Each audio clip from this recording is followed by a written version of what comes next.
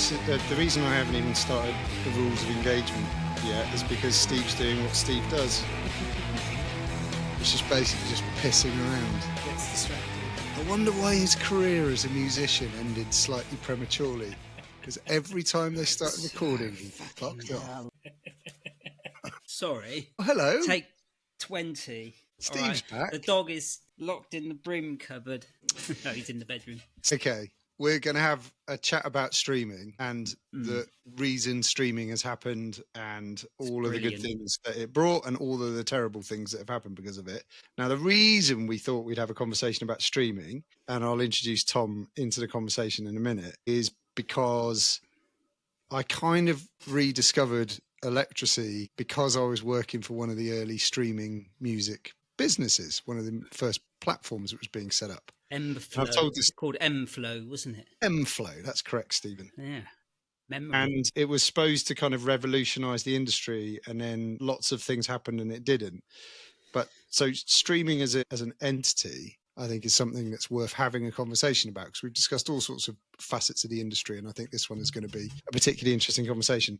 Before we get cracking into the conversation, we're joined by Tom Austin Morgan this evening, who I met on his podcast, Band Biographies, which was a jolly old time. We had a good old chat about the book and Electrasy. And the reason I thought Tom would be a really interesting person to come and join me and Steve in this conversation is because towards the end of the podcast episode that we did together, which was a blast, I mentioned streaming and Spotify, and the conversation got quite dark. So what I was thinking about, somebody that's knowledgeable about the industry, someone that's knowledgeable about, you know, the technology and everything that's happened, and is a muso himself. You were the first person that popped into my head. So thanks for giving us 45 minutes of your time, Tom. Thank you very much for having me, and thank you for putting me up You're there more amongst than welcome. people who actually know what they're talking about. I don't know whether that's true, but I'll try.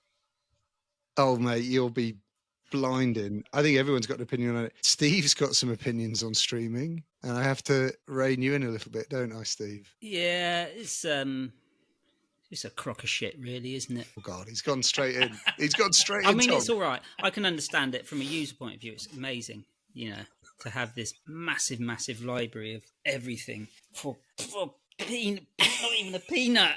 Not even a peanut for us. All right, stop. All right, he's gone. He's gone already. That's a record. I was going to give him 3 minutes, but I think it's even earlier. Listen, I've got a bunch of questions, and we're going to have a little bit of a debate in the conversation about this. I think before we crack on, though, I just want to go through the background slightly. I mean, you were both around, I guess, in the early days of Piracy, right? Yeah, certainly. You know, I remember going to my friends' houses when I was at school during lunchtime, and Napster was a big thing. And certainly that was the first inklings of piracy for me. Torrents and LimeWire. Yep, all of that good stuff. So you'd have programs that you could search for programs and albums and songs and stuff. But of course, when we started then, we didn't have broadband speeds like we've got. And well, we've got fibre now, haven't we? Which is crazy speeds. So I think like when Napster first started, it was a bit of a slog to get anything downloaded off of it because of the amount of time. And if you drop the connection, you'd have to start again all over, you know. Well, I remember even slightly before that, which was when I first started working circa 1997 or something like that. We had a CD burner in the office. So I could get my CD collection, and then I could make a copy of it, and I could give a copy of my albums to somebody else. And we all used to like swap our music. And then somebody also then worked out that you could strip the MP3s off the CDs and put them on a hard drive. And then we used to just upload all our music. So we had our own mini sort of Napster in the office of a couple of hundred people in Yeovil, like even before Napster was a thing. We were just doing it kind of that way. If you think about even before that, it's like people were recording off the radio onto cassette. Yeah. Yeah. So piracy's always been there. But also people were buying albums, you know, and it fed into the whole band funds quite significantly, you know, even for small bands, really. You know, you could fill the van with fuel and do gigs and buy guitar strings and stuff. Bootlegging. Yeah. Well, I just want to rattle through, because the reason I thought I'd start with Piracy and then we'll go into the streaming thing is it's not about listening to me talk, but I just thought I'd go through some numbers because it's kind of useful. And just chip in, chaps. But I didn't realise some of this stuff. So Napster was kind of 97, and then by 2001 shut down. There was the legal action from the RIAA. Totally blew it out the water. Do you think the record labels were really bricking it sort of end of the 90s? Do you think they could see the end of CDs and vinyl then? I don't know, because was Napster taken that seriously? I think some people definitely did. Lars from Metallica certainly took a massive stance against it. And no one else seemed to take it. I don't know what the industry. I mean, obviously, Electrasy were a little bit closer to that world than I was at that time. So, what was it like from your point of view? I can remember Lars and the whole court case thing. Yeah, that was big news then, wasn't it? Like headline news. I remember Pete showing me some figures of industry income for the record labels over the years as the technology changed. And I didn't realise this at the time, how much was being drawn out from basically things going digital online, because really it was all organic before that. Even when we had CDs initially, it was a physical product still, even though it's a digital form. So it was the noughts and ones of the internet that changed it, really, wasn't it? Yeah.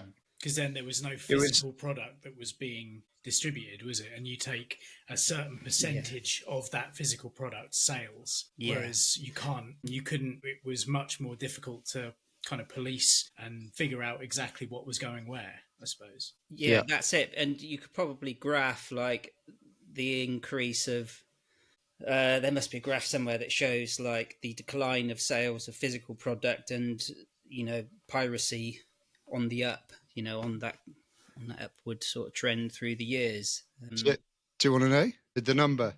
Oh, it'd be so these are the numbers that we pulled out for the book, actually. Okay. So 97 until 2002, IFPI, so the International Federation of Phonographic Bands and Record Industry Executives and stuff, put together a case against Napster, citing losses of $4.2 billion. Losses? So that was, and that was attributed directly to kind of revenue lost directly from piracy. Now, between 2002 and 2010, that rose to $12.5 billion. Wow.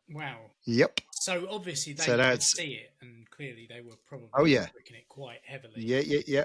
So they needed this mutt shut down. They needed like all the piracy stuff like gone and dead, which was really interesting. Because the other thing that happened 2006, so a couple of years after that, 2003, iTunes chipped in with their bit of the pie, which was iTunes, the store. They started selling online, so they were first sales. It was 99 cents a song, so people started paying for music online. So that was the first bit of that. And then 2006, Google launched YouTube, or YouTube launched and then Google bought it. And that was obviously a de facto music discovery streaming platform. And then in 2007, our old pal Spotify launched in Sweden, Daniel Ek and Martin Lauritsen, and that was supposed to be the answer to piracy. So they basically had told the record labels, look, you're losing $10 billion a year. We think we've got an answer to this. And it's basically giving us all of your music, and then we'll charge people a monthly subscription or make them listen to adverts to stream music over the interweb. So that was it. So they kind of latched on to the fact that so much money was being hemorrhaged by piracy that they could offer a legitimately sort of free to listen way of shutting down the pirating platforms. And it wasn't just LimeWire, it wasn't just Napster, was it? There were a few, I think once they got buried, new ones popped up under different names, and it's like they couldn't control them all, basically. So I guess they had to do something. Yeah, it kind of makes sense from that kind of perspective, doesn't it? Like everything's being listened to for free, it's being downloaded for nothing. So let's set up a database where every song in the world is, but people can either listen to it for free, but they've got to listen to ads, or they can pay us to not have ads. And that's where we're going to try and make revenue. And that's then I feel like business and economics gets in the way. Corporate. Yeah. Big corporate interests basically want the stranglehold of, I mean, it's a massive money, isn't it? So, like the little bands aren't going to be able to organise themselves to get together and make anything like that happen. Technically, I mean, I think the shame of it as well is like Pete was telling me about MFlow, and that basically that was so it was going to be like Spotify, and you'd already had all the record company inputs for allowing the music to go on there, and money was changed hands and stuff. But that was based on an ethical model that would have actually rewarded artists properly, and also given users what they wanted as well. And basically, Spotify came in and completely destroyed tanked us. Because MFlow, you were setting up quite high fidelity files to put on there as well, for proper musos.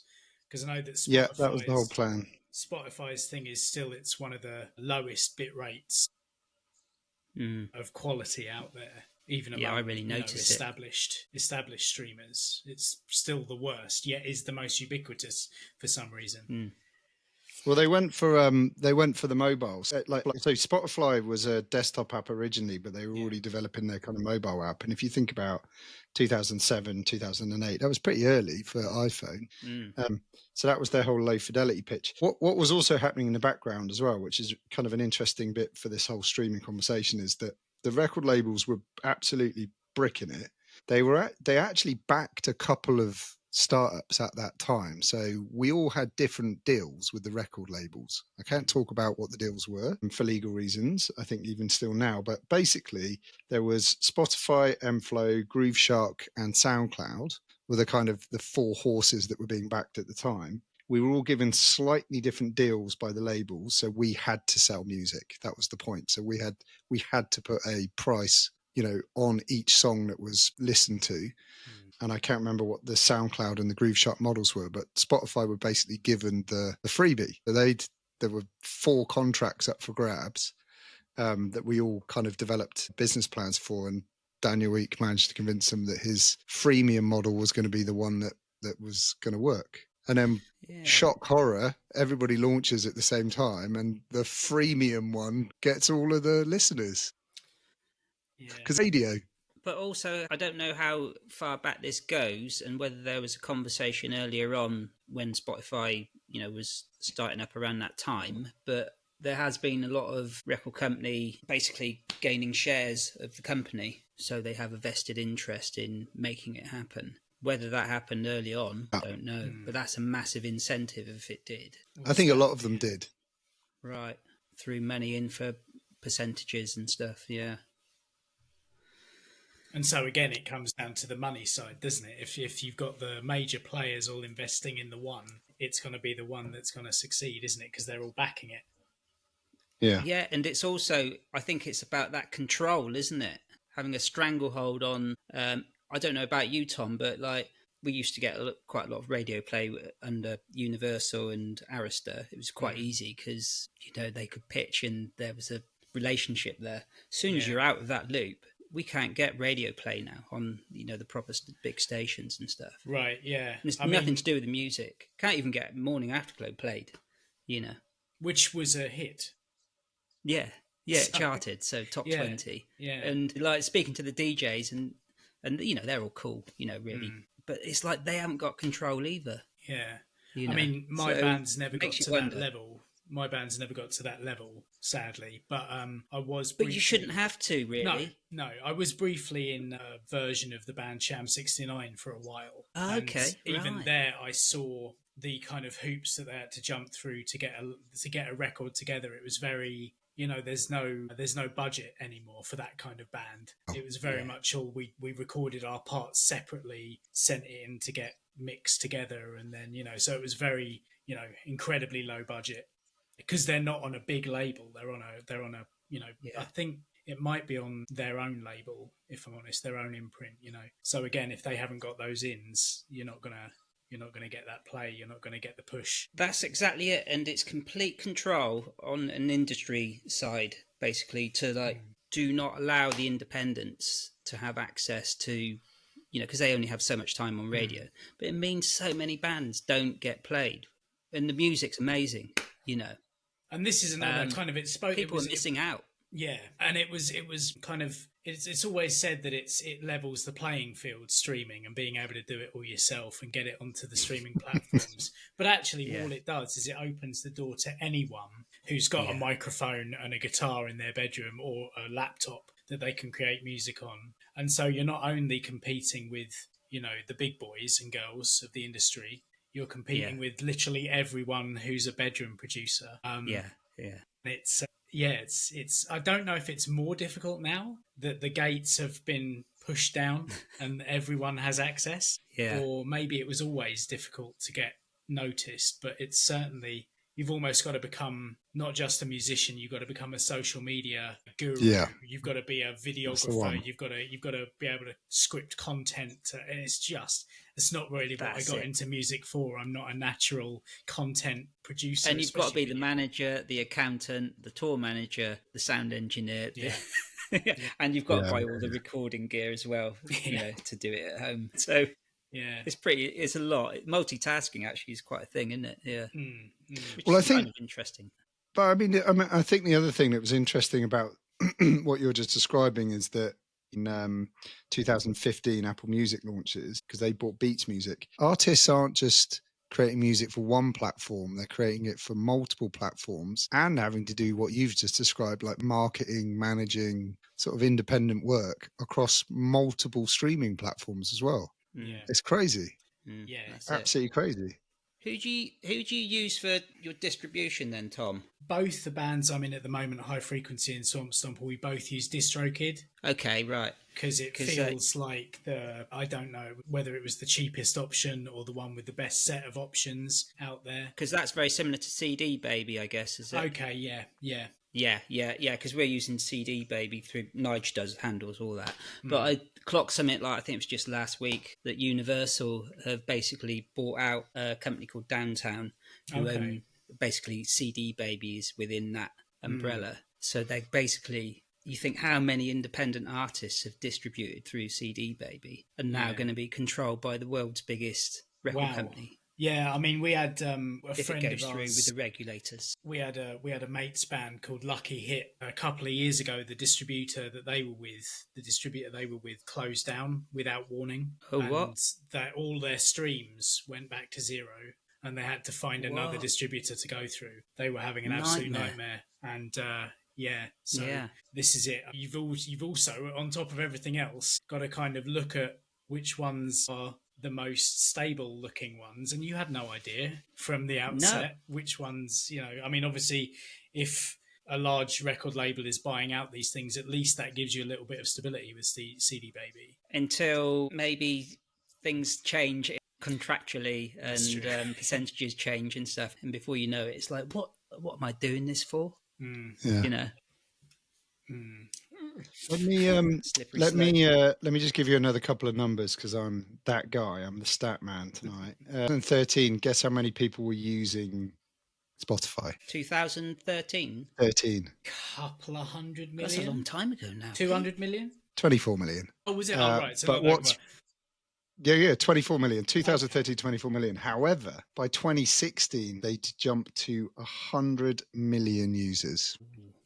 Which is crazy. 30 million paid subscribers. And by 2017, Universal, Sony and Warner were all collectively earning 14 million per day from streaming, right? So let's unpack this, because if the streaming industry, if the platforms are so bad at paying artists, how come the big labels, those big three, are earning 14 million bucks a day from Spotify? Numbers, isn't it? That's obscene. Yeah. I saw the most recent figures I saw for Spotify was as of 2023. There are over 500 million active users, and more than 200 million of them are paid subscribers. But that still means that 3/5 don't pay. Right. And they've got to listen to ads, so there's some revenue coming through from that. 500 million today, or as of 2 years ago, and those are staggering numbers, aren't they? Per day. That's crazy. Off the scale, And yet they came out with that thing at the end of last year where they scrapped royalties to bands like ours that don't have over 1,000 listens to particular songs per year. And it just feels like bad move that is. Yeah, I mean, go on then. So Tom, just explain that for anybody that's listening that doesn't, like, is just a lay listener. Yeah, sure. So if you post a set of songs or just a single song to Spotify, all the other streaming services have a particular amount that they pay. And I've actually got my DistroKid app open on my desktop, and I can tell you that Apple Music, for example, pays 0.0, where's it gone? 0.006 cent per song. Fuck. Tidal gives 0.016, which is much better, but there aren't any. Yeah, stats. except nobody uses Tidal. Well, yeah, there is Tidal. There is that. Who else have we got on here? Amazon Music Unlimited Streaming does 0.07, depending on the country you're in. One of them's US, one of them's Ireland. So it even differs on territory that you're in. But Spotify used to pay 0.0002 or 3, which is paltry, but it would add up over the year, and you would get a few dollars in your bank account at the end of the year. Now, of course, you don't even get that, and for small bands like ours, like we don't really, we don't get out and tour. We just play kind of local as we can, try and get out of the local vicinity every now and then when we can, but not often. That all goes in the pot, and it goes towards new strings or new drumsticks or fuel or whatever. But now Spotify, one of the biggest streaming platforms, the most ubiquitous, the one that everyone uses because you see their Spotify Wrapped at the end of the year and they're all listening to it. That one, out of all of them, has decided that artists that do not get 1,000 listens a year to their song don't get paid at all. Even if you get 999 listens, you don't get anything. That's it. And within the 12-month period, isn't it? That's right. Yeah. I can't remember whether it's tax year or whether it's January to December. I think it's a never rolling 12 months, isn't it? Yeah. I think that's. But just make it make sense. Yeah. Make it make sense. It doesn't make any sense. Because you've got artists already, the big artists that are getting that share of all that money, because there's a lot more indie artists like us putting songs on there than there are the Taylor Swifts and the Sam Fenders and the Ed Sheerans of the world, who are already getting all that money anyway. And then that extra revenue is going to them still? Or it's going to the shareholders? I don't know. Basically, is literally stealing from, like, the little workers and giving it to the people who really don't need this money. Yeah, exactly. Well, hold on. I've just got to chuck this in there before we go down that path. Like, just to make everybody listening absolutely abundantly clear as well, in 2018, Spotify did a public listing on the New York Stock Exchange that valued it at $26.5 billion. So they sold shares as well. So it's not just revenue from subscriptions. They got people paying them on the stock exchange because they're a publicly listed business. So they have a ton of money beyond the music. Like they have a lot of money. And yet they've decided that small independent artists who can't scrape 1,000 streams together, which is bloody hard because we've already covered that, don't get a dime, don't get nothing. It doesn't make sense. Guy at the top, Nulek, CEO, he sold shares, I think it was 2024, £325 million just in 1 year. That's just from selling some shares. He still owns like 29% of the company or whatever it is. But the other thing as well that Spotify did in the last few years is become very, very interested in podcasts and audiobooks. And that's fine. But then they pay people like Joe Rogan and Prince Harry multi-$100 million contracts to be just on their platform, so more people listen on their platform. And it felt like they really focused on podcasts because that was the big thing over COVID, especially. Like everyone started a podcast over COVID. But it felt like they were starting to focus less on the music. And then at the end of last year, when they did this thing with the royalties, it was the final kind of nail in the coffin. We don't give a shit about that. So in terms of them funding those big podcasty £1 million contracts and stuff, does that come out of the streaming pool? I mean, it's a good question. I don't actually know. I haven't looked into where they get that money from, but I assume it's not easy, is it?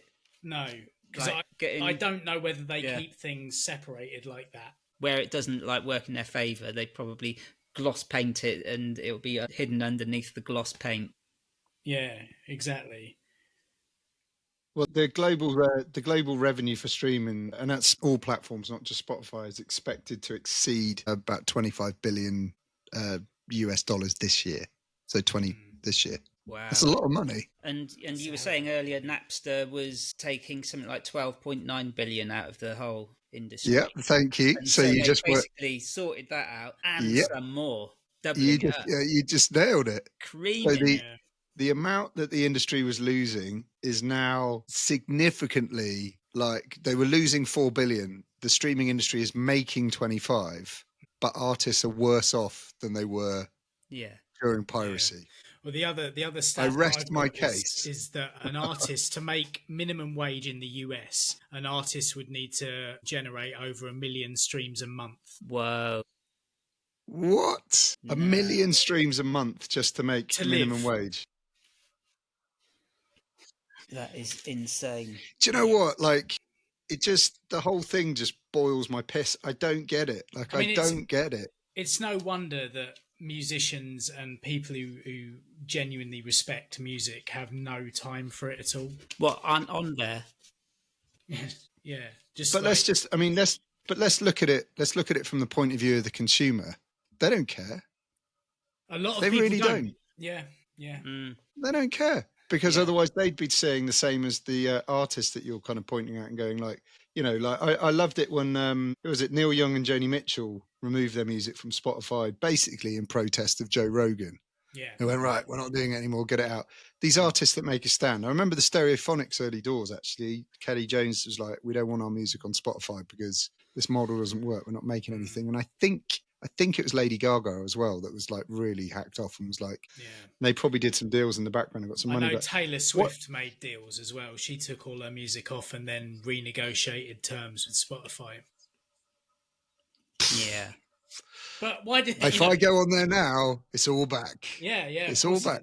And I wonder how much she earns now off it. Well, the top 1% of artists earn 90% of all the streaming royalties. 90%? So the top 1% take 90%. That's insane, isn't it? It's kind of a microcosm of society, though, isn't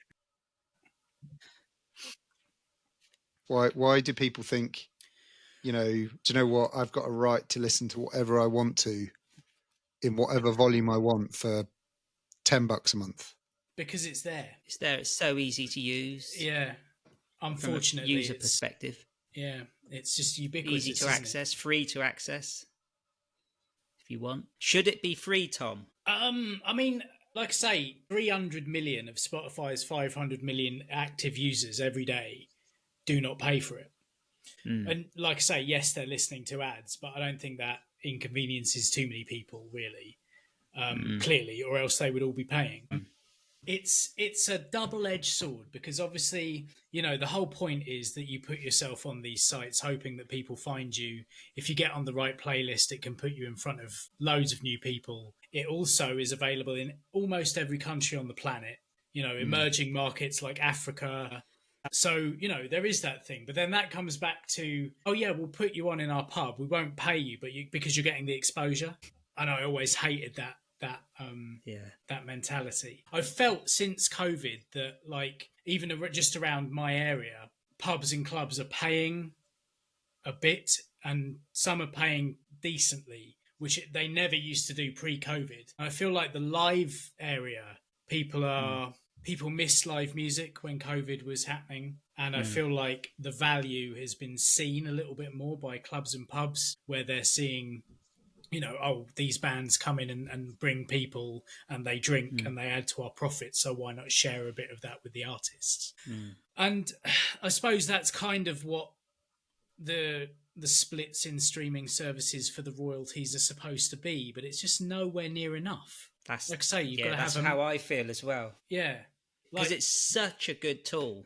Such a good tool for, getting everyone to listening to music and building like the feeling of music and everything. It is amazing. And it is purely like, how can we operate this at a sustainable level and not making people like shit rich, but I mean, just to be able to like get by okay, that's fine. Most most musicians I know just want to do it because they love it, but also be able to sustain it, Exactly that. I mean, lots of, almost every musician I know has if not a part-time job, then a full-time job, because it's difficult to get by these days. Even if you've got like a contract with an independent label or whatever, like it's hard to do. So just having an extra source of revenue, even if it's, a couple of quid, a couple of £100, a couple of grand every year, which doesn't add up to much in the long run. But if you could make a few grand every year off the streaming, then that would be better. There are people who go on our Bandcamp and actually pay for the music that we put on there. Only, we do like iTunes, the old iTunes way, like £1 per track. Oh, and we get the odd person coming back and buying that on there. I tend to buy my music through Bandcamp, if not buy it from the bands at the gigs on CD or vinyl and T-shirts and stuff like that, because it's important to give back to the people who are playing for you, I think. Yeah, definitely, and it's also, it gives that sense of hope, doesn't it, when people are buying stuff on Bandcamp, that actually there are people that really do care. They're like your super fans and are actually so important. You know, definitely. Maybe we probably don't shout out enough about those sort of people that do that, and it's like, oh yeah, it's another tenner, I'm on the messaging group. It's like a celebration when an album gets sold. And that's my next question. Do you think that streaming, even things like Bandcamp, probably not Bandcamp so much, but do you think like streaming platforms and stuff, good or bad, have basically totally eroded like album culture? Certainly. Because you think people just dip in and out and listen to one track? But it's not even that necessarily. It's the what's the word? The experience of going into the record store, leafing through the good racks. Shout. It's looking at that thing, and it pre-CD player, pre-CD Walkmans as well, or even Walkmans. You were looking at the album artwork on the way back home. You were maybe even reading the lyrics before you even got to play it. And then, especially with vinyl, but I also did it with CD as well, you would listen to it from start to finish as intended, reading through the booklet as well, seeing who worked on it, even like the producers and the mixers and people like that. And you're drawing the dots between this band and that band through producers and being like, oh, right, okay, there's a web of people. And the artwork itself, I think, has suffered in some cases too, because you're looking something that's like a postage stamp on your phone, rather than this either CD cover that you can pull out or the gatefold sleeve. And I think there's a real loss in that, although I'm starting to sound like an incredibly old man shaking my fist at a cloud. But I think that... I'm with you then, Tom. But I think that is definitely that kind of, that whole experience has definitely gone, because you can just click on a button and hear the song that you want. And just, as you say, just the one song sometimes, Whereas I would buy an album on the strength of the album cover and maybe the fact that I like the band, get home, listen to it and be like, oh man, there's only like 2 good songs on here. But you would listen to it repeatedly until you got to know it. And you would find those album tracks that maybe weren't the best on first listen and they grew on you later. That's Whereas it. Now that doesn't completely happen. Yeah. And you end up fast forwarding like the ones that you liked initially. Yeah. Because you've overplayed them. Yeah. Well, it's quite interesting. I find it really interesting watching and sort of listening to music with my 15-year-old son, because the concept of, a 10-track album is totally lost on him. And I've got a record player and lots of vinyl, and I try to be interested in what he's listening to. So if he's listening to Juice WRLD, I'll listen to the album and I'll try and engage in it, even if I think it's shit. And I bought some of his albums that he listens to, or rather songs that he listens to, on vinyl, so that we could sit and try and recreate that experience of listening to 5 tracks and then flipping it over and listening to the other 5. He got like 2 tracks in on a vinyl and was just like, this is shit. Like, why would you do this? You're just so weird, Dad. And it's gone.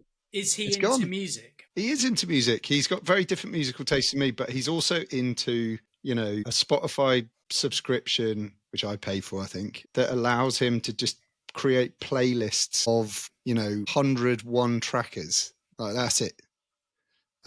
So it's no different than us doing like mixtapes when we were. So it's like now age. That's what I call Spotify 2025.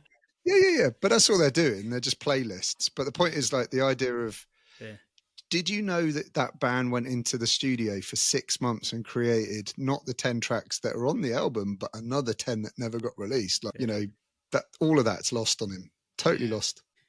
But I feel like there are some bands that release an album and it's 9 or 10 tracks long, and then after 3 months they release a deluxe version of the album, which is almost twice as long with all the other songs that didn't make it on the album. Which obviously used to happen with reissues in the past anyway. But now it seems to happen on such a fast scale that only a couple of months after the original release, the deluxe is out, and I feel like that all of that has been sped up by streaming as well. But it's often interesting listening through that because you're like, well, these should really just be B-sides of singles. What is the point in this? Well, there's no such thing as a B-side now. No, exactly. What's a B-side? Gone. I'm gonna ask my son and all of his mates and my daughter and her friends, like, what do you think a B-side is? Just to see what their response is. Crazy generation. Next to the C-side. Yeah. So it's interesting to hear that, from the younger generation, that he's into music, but he's not into the process of listening to long form. And I suppose that that long form, that attention span is so much shorter now, possibly because of streaming and stuff like TikTok as well. Yeah. Well, okay, so let's go there. I'm glad you said that. So in 2022, TikTok became the #1 music discovery platform among Gen Zs, whatever that is, the younger ones. Music? Yep, for discovering music. Really? Yep. So TikTok is now the #1 music discovery platform for Gen Z. I did not know that. But they also discover old music as well. Yeah. A lot of the artists are kind of starting to try and get into that. Kate Bush, was that because of TikTok? Kate Bush was Stranger Things, wasn't it? It was used on Stranger but it was that Things. generation, isn't it? Yeah, it's that generation discovering that through a TV program. But certainly, Boney M went viral a few years ago because it was used in some challenge that all the kids had to do. Sorry, it's really dismissive. All the people on TikTok were doing this challenge, and it was whether it was Rasputin or something like that, Ra Rasputin. Became, I think it was that one. And it charted because of so many people hearing it on TikTok. Wow. They went and streamed it, and Boney M was in the chart in like 2023. Really? It's nuts. You were still like, where did you listen to the chart in 2023 then? I read it in the news. Like, I'm not listening to the charts because I haven't got a clue. Like, where do you even go to look at the charts now? I mean, does Radio 1 still do the top 40 on Sunday or something? It's Capital as well. Really? Okay. Yeah. But I wouldn't know where to find it. No. Ever since Top of the Pops stopped, it was like, that's it. I think a lot of people fell off the wagon then. It was like, what chart? Yeah. But I guess that comes back to that point as well, though, about, I mean, the charts, do people even care anymore? Probably not. Oh, we got a #1 album. Like, okay, so what? Like, the numbers that you have to sell to get a #1 album are so small now. I'm not taking anything away from Shed 7 or anyone like that who got #1s last year. But, for Shed 7 to get a #1 is like a tiny amount of sales compared to the 90s, like a tiny amount, bless them. But also, so I mean, like, for me, I was talking to somebody recently, another artist that has actually embraced the whole thing, and he was saying that what the sort of lack of interest in the charts has taken some pressure off him and his group of artists that he works with. The fact that they have to keep releasing music almost constantly across different platforms keeps them busy, keeps them going all the time. He said they're not going off into a studio for 6 months and just kind of being like artists, and their behavior has completely changed. They're like banging out a song in a day, getting it up online, seeing if it works. Didn't get very many streams, trying again. And he said he loves it. He absolutely loves the kind of freneticness of the industry now, and it not being like a bit slow, bit sluggish. Do we make it into the charts? So I guess there is a generation of musicians that are coming through that have just they're like natives into this world and they don't know any different. Is that solo artist then? He's an incredible producer, and he writes a load of stuff, and he works with young up and coming artists, and they just constantly they're just getting stuff out every week. Every week. And they do decent numbers on volume. So they're going for this kind of big volume, decent-ish numbers, but it's the lifestyle. I think you'd have to be going some to do that as a band, or unless, maybe really well-known bands with good regular income could do it, but I don't think it's really that feasible when everyone's working other day jobs and stuff. Yeah, but again, I'm just giving it the point of view of this particular artist or this particular producer. Some of their songs were picked up in Japan because of streaming, and they were shipped over there on a mini tour to Japan. Right. So they made money. Surely Ed Sheeran was probably doing no different when he first started. It's just like keep churning out like regular stuff and keep busy. But it's a solo artist thing, isn't it? Yeah. It is a difficult game. I mean, it is a difficult game. One of my bands, High Frequency, we've decided this year to try and do that singles thing rather than albums. We brought an album out last year and then were writing and recording little bits through the rest of the year, like demoing stuff. And then we got to the end of last year and we're like, right, what we're going to do this year? We had a gig that was recorded, so we released a live EP of 3 songs at the end of March, and then for the rest of the year we're going to record in batches of 3 or 4 songs and then release them every month almost for the rest of the year, and then kind of tack a couple of extra songs on to the album at the end of the year is kind of how we're going to do it as an experiment to see how we're going to get on doing it as a band. But rather than weekly, we're doing it monthly. And we're already behind schedule. We haven't released a single one yet, and we're already How behind many's schedule. in the band? There's 3 of us. Okay, right. Yeah, so power trio. Brilliant. So there's not many people to kind of organise, but it just means, drummer does his So that's bit. going to be interesting from a how do they come out, are you going to be really happy with them? And also, are you quite happy, with the feeling of that process? That's it. We're going to give it a go and see how we feel about it, basically, and see if it works.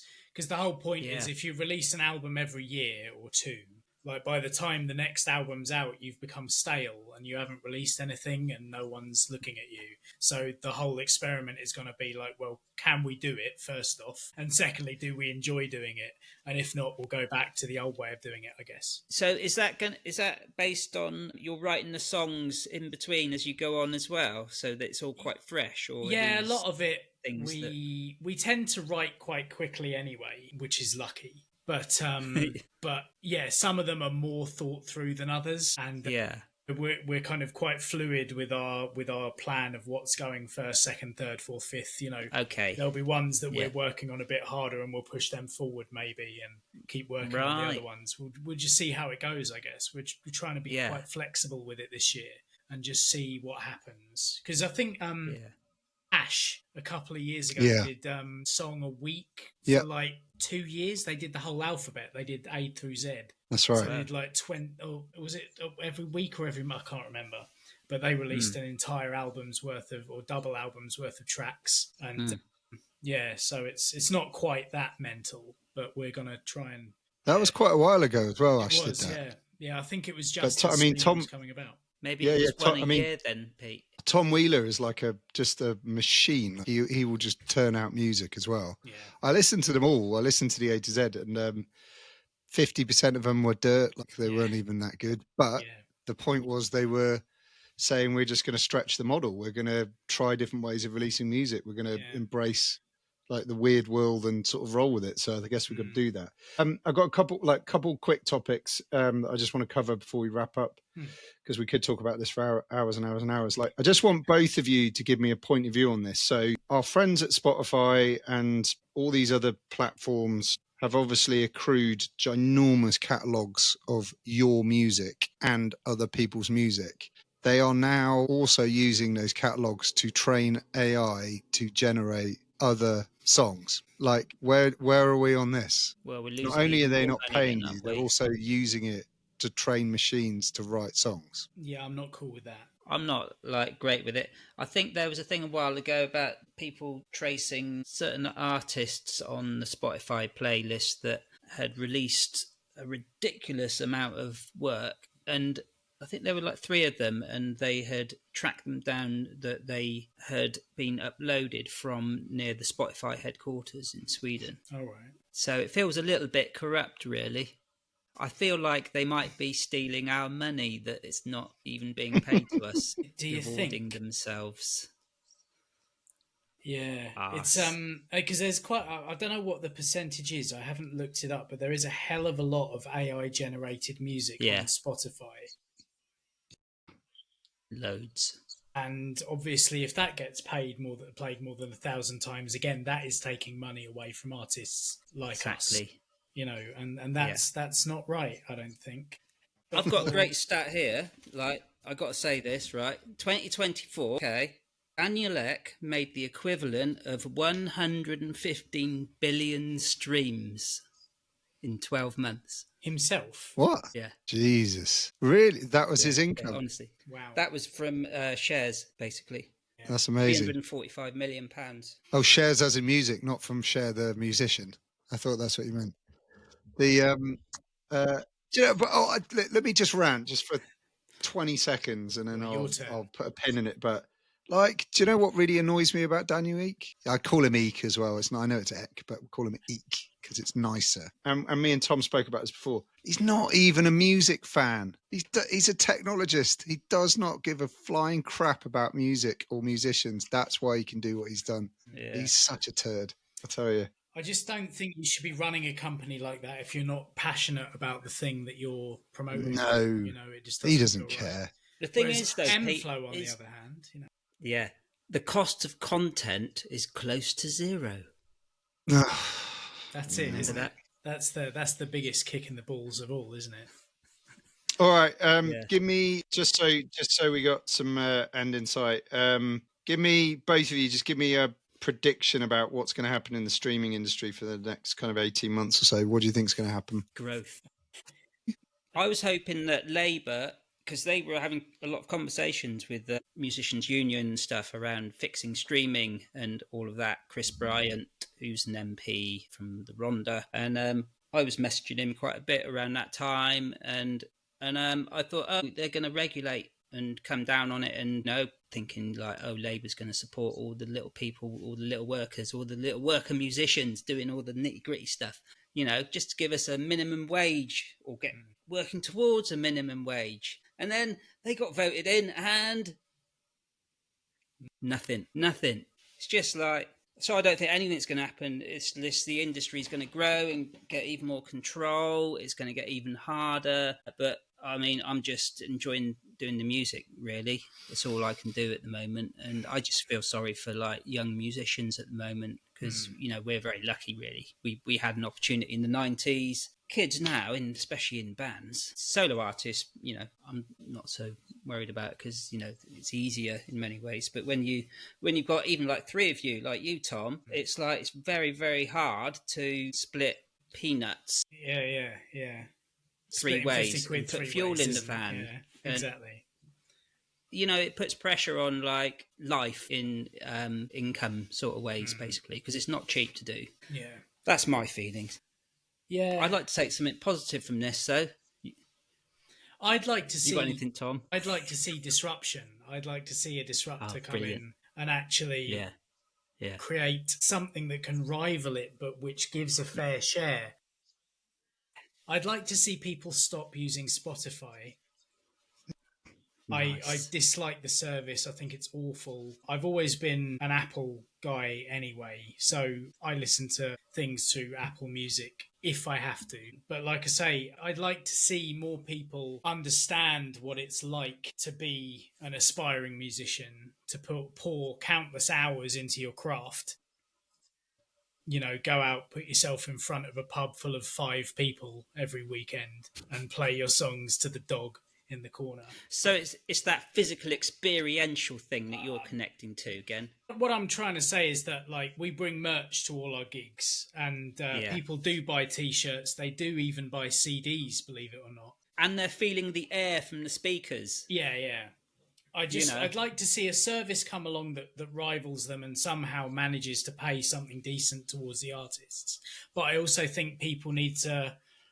I'd like to see the consumers, and the ones especially who actually are into music and do value music, turn up to the gigs and buy the T-shirts and put some money in the hands of the people who are playing for them. Yeah, amen to that.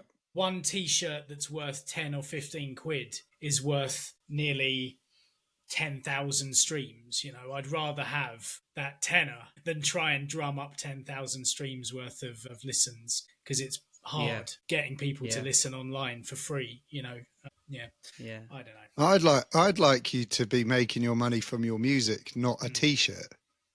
That's what I want. Oh, that's the other thing that we've got to be: T-shirt designers and retail assistants. And to print add to the other. Yeah. Well, we did all right last year on the tour, flogging vinyl, didn't we? That was the thing. We managed to shift a bit of vinyl, which was sort of high value, but it was a grind. Yeah, it really worked at the gigs. It's harder to point them out on social media. It's harder to get your. It's that sea, isn't it? Again, exactly that. We're all little fish, and we're basically screaming into the void. The water. Hello, we're here. So it's depressing, right? Yeah. Just right, Steve. What's positive from you then, Pete? Give us something positive. I love. Do you know what? Honestly, can Enflow come back? I've got nothing positive to say about streaming. That's like, I don't want to end on a downer, but I can't find a single positive about the streaming industry. And what depresses me about it is it's not going away. It's going to get bigger and bigger and bigger, because everyone that's born now is being born into a world where it exists. So they're natives into it. They don't know any different. So-and-so does it. Their dads do it. Their mums do it. Their brothers do it. Their cousins do it, whatever. And so it's the way it is now. I just think I'd love a couple of big artists. I'd love a Coldplay to turn around and say, do you know what? We made a ton of money. We're not going to do it anymore. Like, get it off the streaming platforms. Just buy our music. A couple of big artists. And then I think it would really genuinely change the perception of things, or a Sabrina Carpenter or somebody. I don't know. But do you think regulation could play an effect in it? Nope. At some point? No. You don't think there's anything political, no willpower to do it? It will have to come. I think it will have to come from the artists. And actually, you are getting your Sabrina Carpenters and Chapel Rowans talking out about the music industry. But the problem is they're making tons of, they are selling shitloads of units, and they are getting shitloads of streams. So there is a bit of a, they might be doing it for the small people, but my cynical hat thinks. Yeah. It's an advert. Anyway. Right, Steve, cheer us up with a song. Oh yeah, okay. We love to do this. Right, Tom, he's going to play 2 chords. You have to guess the song. Oh no. 2 chords, okay.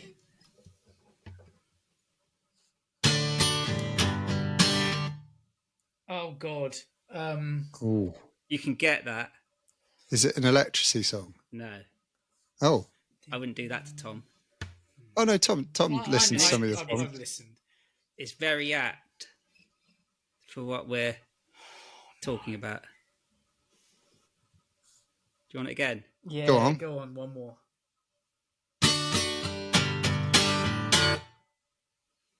Oh, should I stay or should I go? Yes! Yes! By one of the best bands ever. That's the message. Right. And on that wonderful note, Tom, thanks for your time this evening. Should I stay or should I go? Let's hope his boat sinks. I'm not endorsing somebody torpedoing his boat. Tom, thanks for that. That was awesome. Steve, awesome, Tom. As always, really interesting, and a lot of you held your venom back. Ground there. Yeah, I was quite kind overall, I think. There wasn't a lot of swearing, actually, was there?